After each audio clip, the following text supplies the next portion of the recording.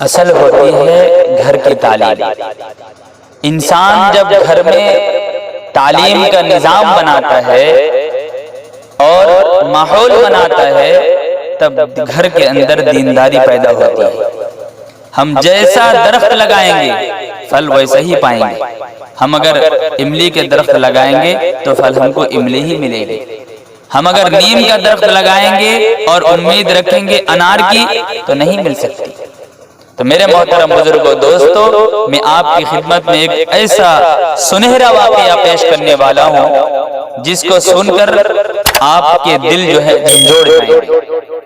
آپ خود اندازہ لگا سکتے ہیں کہ انسان جب گھر میں تعلیم کا ماحول قائم کرتا ہے، تعلیم کے نظام کو زندہ کرتا ہے، قائم کرتا ہے، تو اس کے گھر میں پلنے والے، تربیت پانے والے، پرورش پانے والے، پڑھنے والے جو بچے ہوتے ہیں، اولاد ہوتے ہیں، ان کے اندر دینداری کس طرح جاگ جاتی ہے اور وہ آگے چل کر کیا تمنا اس کے دل میں جو ہے اجاگر ہوتی ہے۔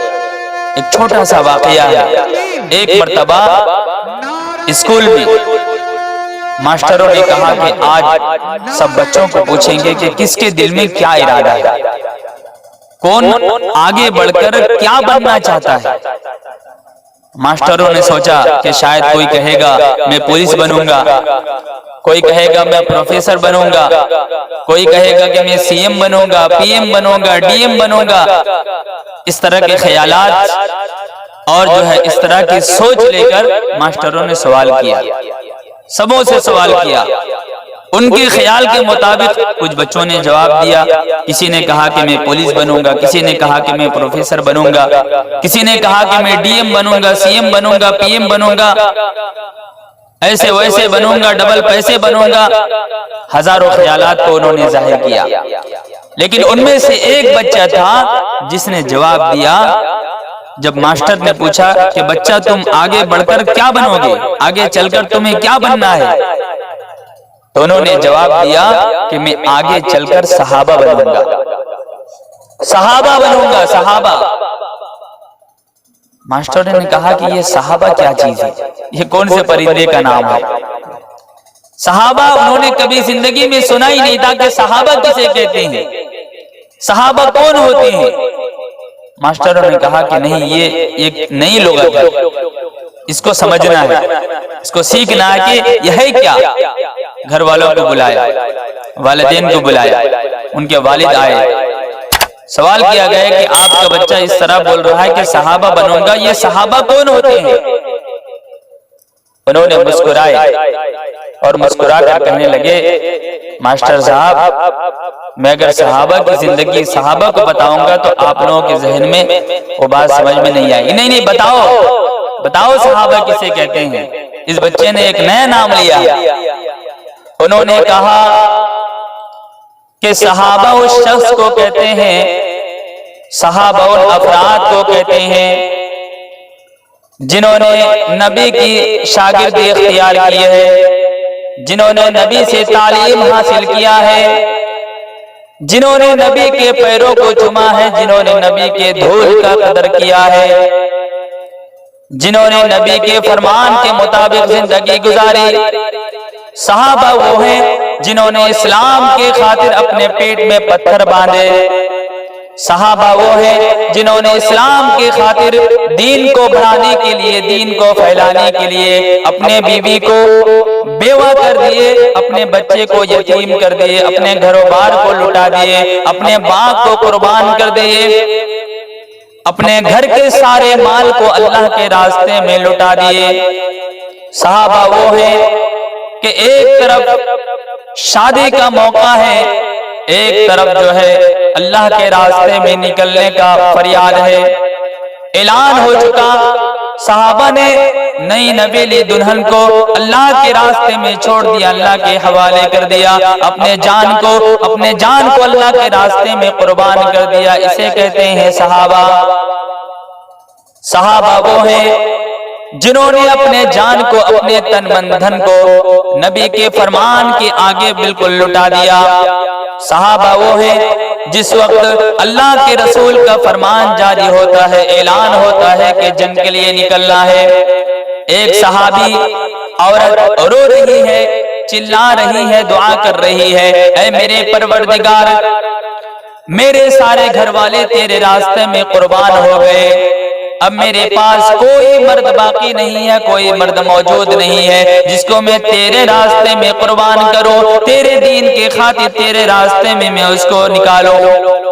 دل میں بات آتی ہے اور اپنے چھوٹے بچے کو ہاتھ میں اٹھاتی ہے، 6 سال کا بچہ، دودھ پیتا بچہ، 6 مہینے کا بچہ، دودھ پیتا بچہ اپنے ہاتھوں میں اٹھاتی ہے، نبی کی خدمت میں لاتی ہے، یا رسول اللہ صلی اللہ علیہ وسلم، یا حبیب اللہ، یا رسول اللہ، یہ میرا لخت جگر ہے، یہ میرا دودھ پیتا بچہ ہے، اس کو لیجئے، آپ جہاد کے لیے قبول کیجئے۔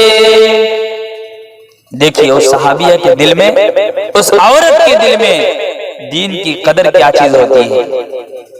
اللہ کے رسول کہتے ہیں کہ اے اللہ کے بندی، یہ چھوٹا بچہ ہے، یہ دودھ پیتا بچہ ہے، 6 مہینے کا بچہ ہے، جہاد میں تو لوگ آتے ہیں تاکہ وہ مدد کریں، لڑے، جہاد کرے، اب یہ چھوٹا سا بچہ، 6 مہینے کا بچہ، دودھ پیتا بچہ، تمہارا لخت جگر، اس کو سنبھالے گا کون؟ اس کو سنبھالنے کے لیے تو اور ایک آدمی کی ضرورت ہے، اس کو لے کر کیا فائدہ ہوگا؟ غور سے سننا، وہ صحابیہ کہتی ہے، وہ عورت کہتی ہے، وہ اللہ کے رسول کی عاشقہ کہتی ہے، اے میرے رسول، اے میرے اللہ کے رسول، اے میرے اللہ کے حبیب، سنیے ذرا غور سے سنیے، وہ عورت کیا کہتی ہے، اے اللہ کے نبی، میرے گھر میں کوئی مرد نہیں ہے، سارے کے سارے اللہ کے راستے میں جا چکے ہیں، میرا یہ چھوٹا سا بچہ ہے، مجھے معلوم ہے کہ یہ خنجر اٹھا نہیں پائے گا، یہ تلوار اٹھا نہیں پائے گا، یہ تیر چلا نہیں پائے گا، یہ دشمنوں کے حملے کو روک نہیں پائے گا، لیکن اس سے اتنا کام تو ہو سکتا ہے کہ جو خنجر آپ کی طرف آنے والے ہیں، جو تیر آپ کی طرف آنے والی ہوگی، جو تلوار آپ کی طرف آنے والی ہوگی، آپ اس میرے بچے کو، اس لخت جگر کو، اس دودھ پیتے بچے کو، اس 6 مہینے کے لخت جگر کو آپ ڈھال کے طور پر اس تلوار کے آگے دکھا سکتے ہیں تاکہ وہ تلوار آپ کو نہ لگے، میرے لخت جگر کو لگ جائے۔ یہ ہے صحابہ، یہ ہے صحابہ، یہ ہے نبی کے شاگرد۔